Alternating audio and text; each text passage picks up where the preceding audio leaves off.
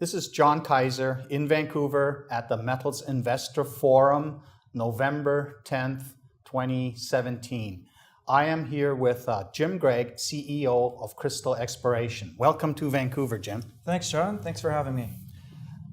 Crystal Exploration is primarily a diamond exploration company. You are revisiting the North Slave area, where at one point there was hope that the Jericho pipe would produce the large diamonds that the Ekati and Diavik clusters never really produced. Jericho, of course, ended unhappily, though there was maybe an assessment of the nature of the kimberlite that was a problem. Since you've taken on the Muskox deposit, which is a lower grade version but of similar chemistry, and gone in there to reassess the potential for large, high-quality diamonds, have any new insights emerged?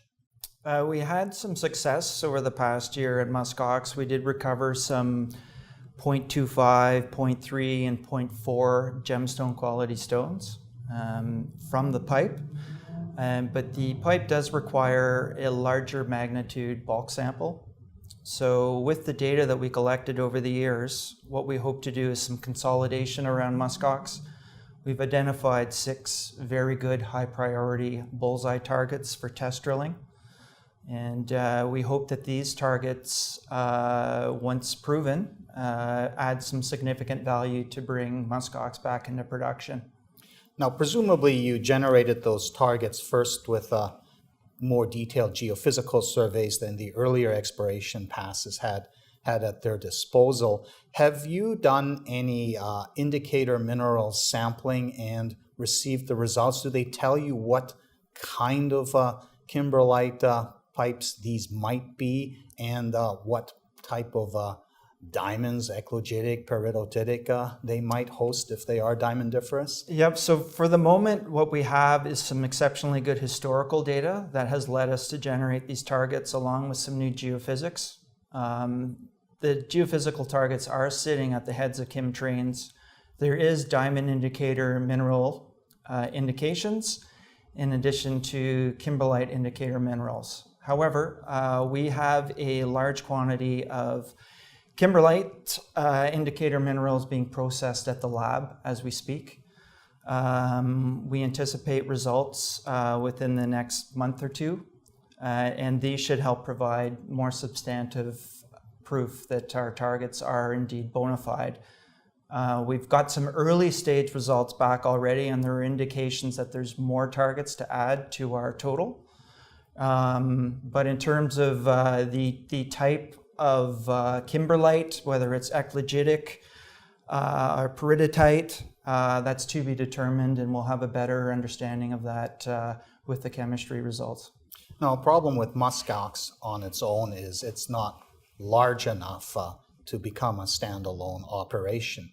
These 6 targets, what would you say is the diameter of these targets in terms of, like, if they were all converted into kimberlite, what kind of tonnage footprint would they represent? Difficult to say right now because ultimately we don't know the depth, but the surface expression ranges anywhere from about 125 meters to 225. And as with most kimberlites, you're never sure how it progresses further underground, but those are sizable surface expressions.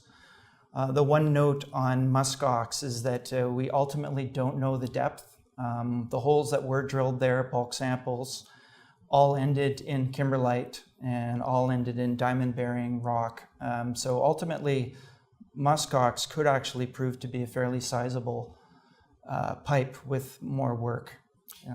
Now, the diamond space has been in trouble recently, and the market certainly has no appetite for the expensive and lengthy exploration cycles involved. But in that same area where you have your diamond prospects, that's also the former Lupin mine, abandoned iron formation system that was shut down some time ago, now owned by another company called Mandalay. This year you picked up several claims in the area, and you have a drill program going on one of them, the Butterfly, which had some interesting high-grade intersections in the past. What sort of room for some meaningful tonnage in this zone that you are now drilling do you see there? So the potential at Butterfly, it is open on strike to the east and west, and it is open at depth. The historical drilling, most of it was done at 50 meters depth to surface, so shallow, high-grade occurrences. But there were holes that ended in mineralization at 100 meters. So ultimately, next year, our plan would be to work towards a maiden resource estimate. In terms of tonnage right now, it's too early to tell. We're still crunching some of the data and waiting for our assay results. But the historical numbers from 30 years ago, there were some glaring results of 5 meters grading 63 grams per ton. And some of those intersections were at surface, so within 50 meters of surface. So we know that this banded iron formation does trend towards the Lupin mine. Beyond the Butterfly occurrence, there's another 4 other occurrences that are going to need some validation drilling because it dates pre-43-101 time period, the 80s and 90s. And so we're excited. We believe that there's an opportunity here to rapidly develop ounces using historical work, but also with some new shallow drilling and then some further deeper test drilling at beyond 100 meters.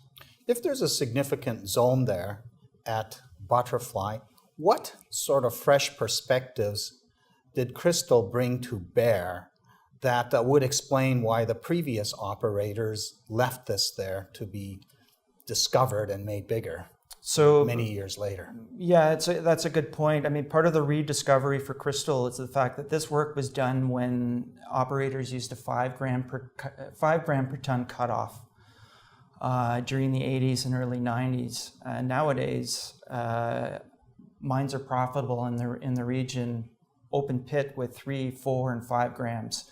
So there's an opportunity to push out on the zones. There's modern geophysics required. We need to do some more mag, EM, and IP geophysics. The ground is highly sulfidized, so the IP surveys tend to make the banded iron formation glow quite well. These are all techniques that weren't used 30 years ago and weren't available. So we are essentially rediscovering something that already exists, and we believe that with higher gold prices and a lower cutoff grade, we can create something substantial.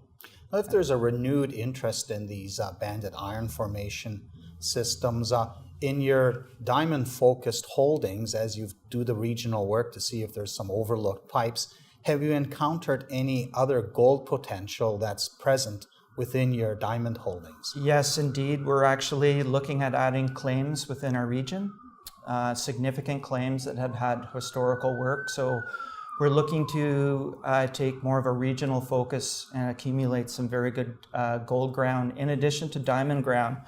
In fact, our contoidal gold ground has some diamond targets on it as well. So, we really are a multi-precious minerals play here.